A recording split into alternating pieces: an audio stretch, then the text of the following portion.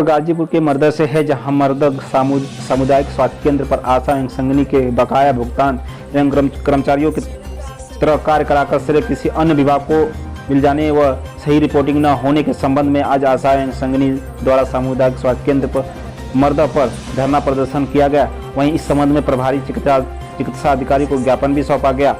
हम आशा एवं संगिनी आपके विभाग द्वारा दिए गए हर कार्य को निष्ठापूर्वक करके पश्चात भी हमारे प्रोत्साहन स्वरूप मिलने वाली धनराशि को महीनों इंतजार करना पड़ता है।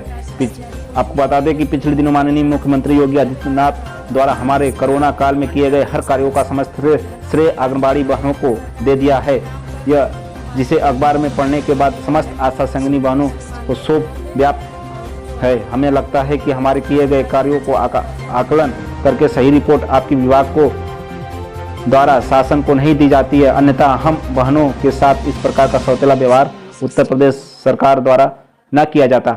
आपके विभाग द्वारा सही रिपोर्टिंग न होने की वजह से भी हमारे स्वास्थ्य केंद्र पर 42 आशा बहनों को प्रसव एवं पंजीकरण में 0 दिखाते हुए नोटिस जारी की गई है।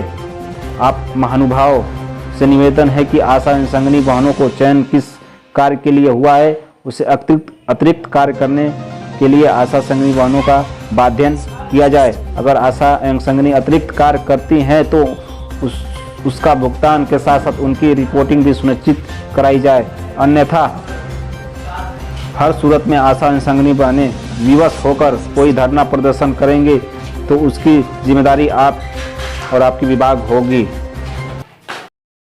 परिचय दे दीजिए। मेरा नाम रेणु राज है।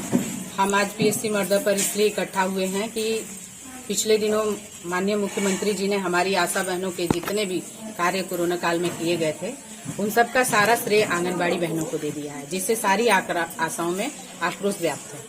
उसके अतिरिक्त हमारे भुगतान भी समय से नहीं होते और हम लोगों को जैसे राज्य कर्मचारी या अदर कर्मचारी होते हैं सरकारी, उस तरह से काम लिया जाता है, लेकिन कार्यों के बदले में जो हमारी प्रोत्साहन राशि मिलती है वो हमें समय से नहीं मिलती और उसके बावजूद सारा का सारा श्रेय आंगनबाड़ी बहनों को, तो सारी बहनों में आक्रोश व्याप्त है। इसी वजह से हम लोग आज अपने भुगतान के लिए और अपनी आक्रोश व्यक्त करने के लिए आज यहाँ पे प्राथमिक स्वास्थ्य केंद्र के हमारे जो प्रभारी सर हैं उनको हम लोग अभी अपना धरना का ये जो है ज्ञापन देंगे।